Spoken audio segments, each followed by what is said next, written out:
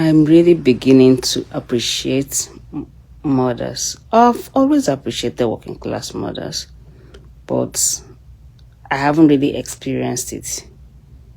But just these few days that I've been with my kids, I begin to wonder, how are these women doing it? How? They take care of the home. They go to work to make money to still support the home. It's not easy at all. It is not easy. We wake up so early in the morning. Just these few days, my sleeping pattern is already getting messed up. I normally sleep around 10, wake up by 8. But this time, who born me well to wake up by 8? I have to set alarm because I'm not used to it. I set alarm for 6.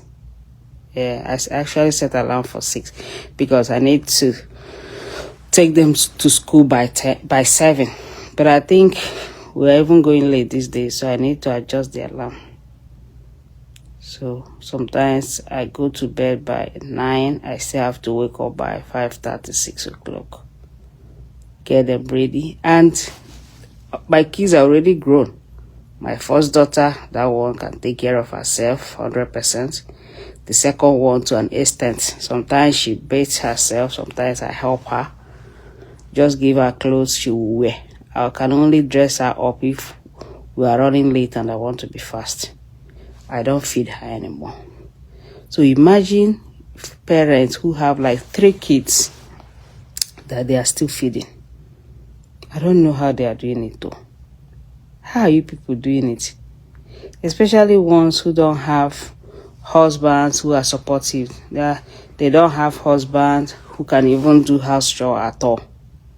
So these women will sleep. Sometimes they can't even sleep for hours. I am doing well. So sometimes these women cannot even sleep 5 hours in the night. They nurse the breastfeeding one in the night. In the morning, they will still wake up 4, 5 to start preparing breakfast and lunch. Take the children to school, bring them back. Oh my God, it's a lot. Just these 2 grown-up girls that I have here, that I have to shout for this big one to finish her assignment. But she will do it half and watch movie. I'll still get up again and ask, have you finished your assignment? She will start. The small one may even forget where she kept her assignment. And to crown it all, I work from home. So it's a bit easier for me. I can decide to get on my computer without taking my shower. But there are mothers who they still have to go to work. There's one woman, one of my neighbors, one of the woman here. She took me and the kids out the day they came.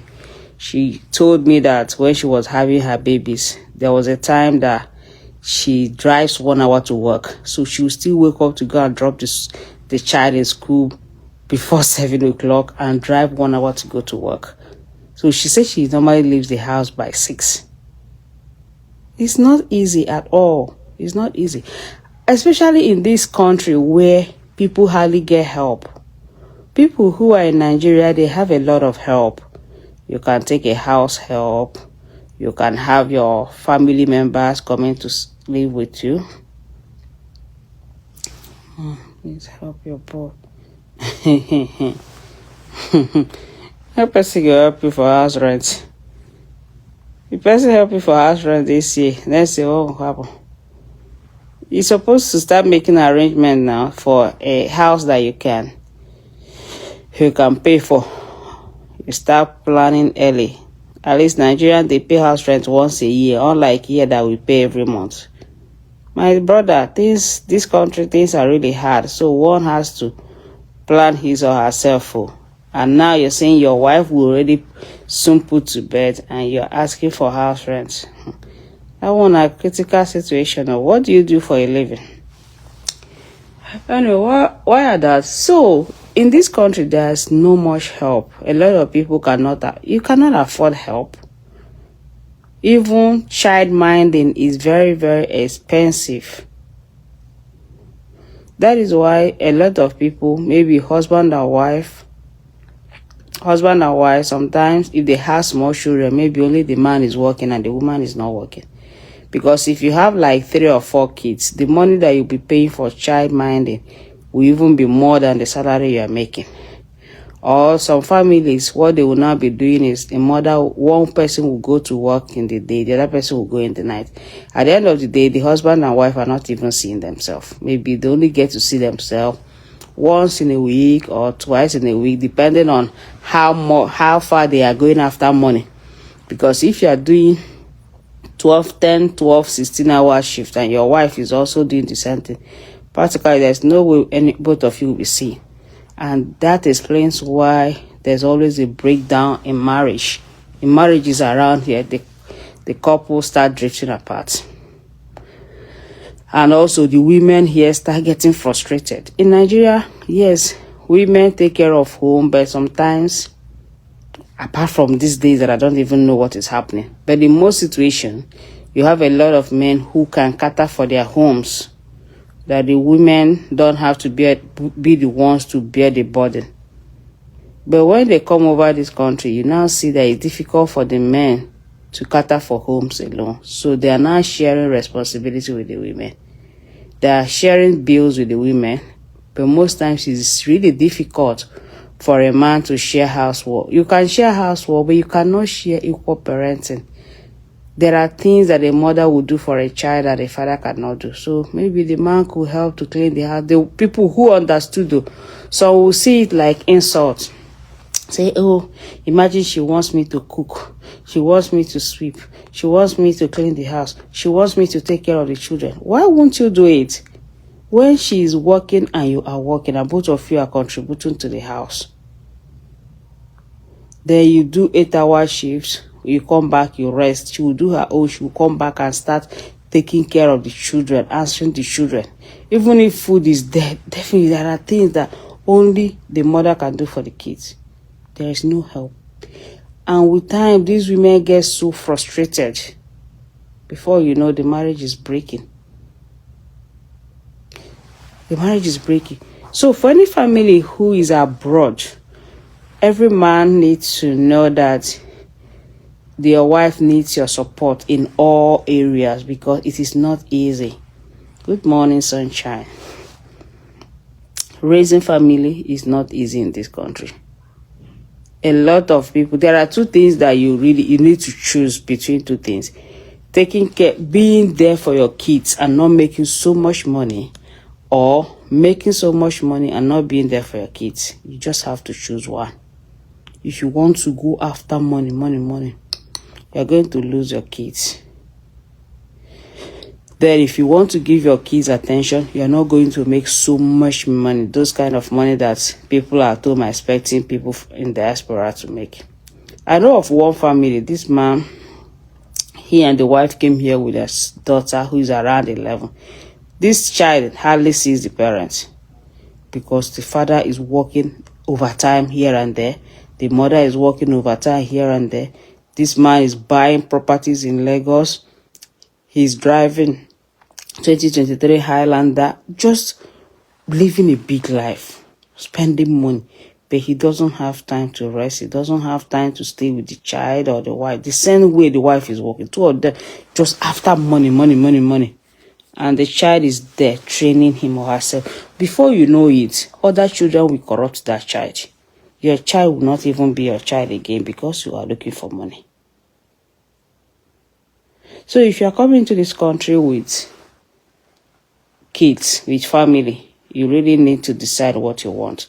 You know, everything that has advantage has disadvantages. I came in without my kids. Yes, I missed them. But God has a way of planning that things. It will be very, very hard for me if I had come in with them. I remember when I first came to the US, I was pregnant for the second one. I went back. Anytime I tell people that I was pregnant with my child, say, why you don't born the pikin here? I say, born which pikin? How would I have a baby in a foreign land when I don't have anybody? Anybody, no mama, no papa, no husband, no brother, no sister. How am I going to cope? That is why you now see a lot of single mothers here. Either they are living off government benefit or they are living off men. It's really very hard for them. So one good thing that happened to me was that I didn't come with my children. Yeah, they were with my parents and they got the best of training. Yes, I missed them all these years, but I'm really glad that I didn't come with them. Now that they are here, God has blessed me and put me in a position that I can now be there for them. Even though it's still challenging, taking them to school in the morning, bringing them back in the afternoon, making sure there is food at home. My elder daughter can cook actually, but I have to do the grocery shopping, do all the shouting there. It's not easy. It's not easy at all. Raising families here. Everything comes with its own challenges. If I were to be a married woman in Nigeria and my husband is doing very, very well, I no go gree come obodo Igbo abeg o. Suffer food this place o. Suffer food this place. Suffer. So people who are living baby girl life in Nigeria, they don't need to come to obodo Igbo. You cannot. You just suffer. You receive money, you're making money, but you're not even enjoying the money. A lot of people are not enjoying the money. I remember when I was in New Jersey, you would see a lot of Africans outside. They'd be looking like mad people, like so malnourished. Like the way they are looking, their skins are not even good, faces are not, because it's just work. Forget that when the person wants to return to Nigeria, will find a way to package. But if you see them, there are a lot of them. No rest. Work. Shinekele. 50-year-old woman, 60 years old woman is still working extra shift. You'll be buying things for the children in Nigeria will be using iPhone 20, iPhone 25. And you see the old woman here working her butt out. I better go. So I give flowers to mothers, so now they try. Thank God I didn't experience all that one. I didn't experience really taking care of small babies. So anybody today that want to pray for me to have another baby, I say, I beg, I dash it back to you. Because I don't get that strength to. My mama try you. My mother, she tried. That woman, she wake up every 4 a.m. to start getting my children ready for school. Then my daddy would do the school runs, take them to school. It's well, sha. Thank God for everything. Today has been a very busy day for me at work. The children didn't go to school because of snow. It'd be so busy. I'm working on a very, very, very complex task at work. The thing, they scatter my head. But thank God, I achieved a lot of successes today. I achieved a great milestone.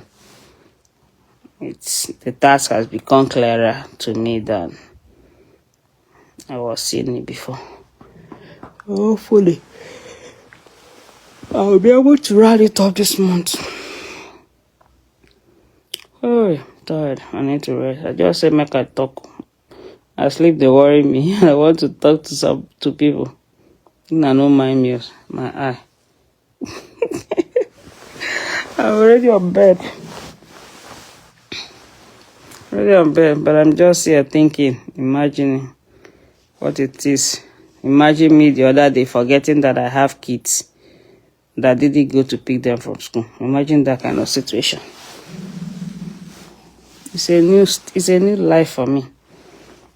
A lot of adjustment for me to make.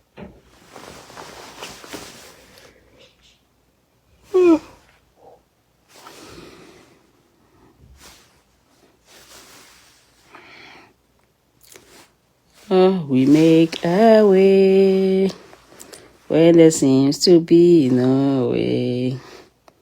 He walks in a way we cannot see. He will make a way for me. He will be my God. The Holy Ghost will be my son. He already made a way for me. Oh, all I owe him is Thanksgiving. Thanksgiving, oh. What can I render to Jehovah? For he has done so many things for me. Yes, sir. Oh my God.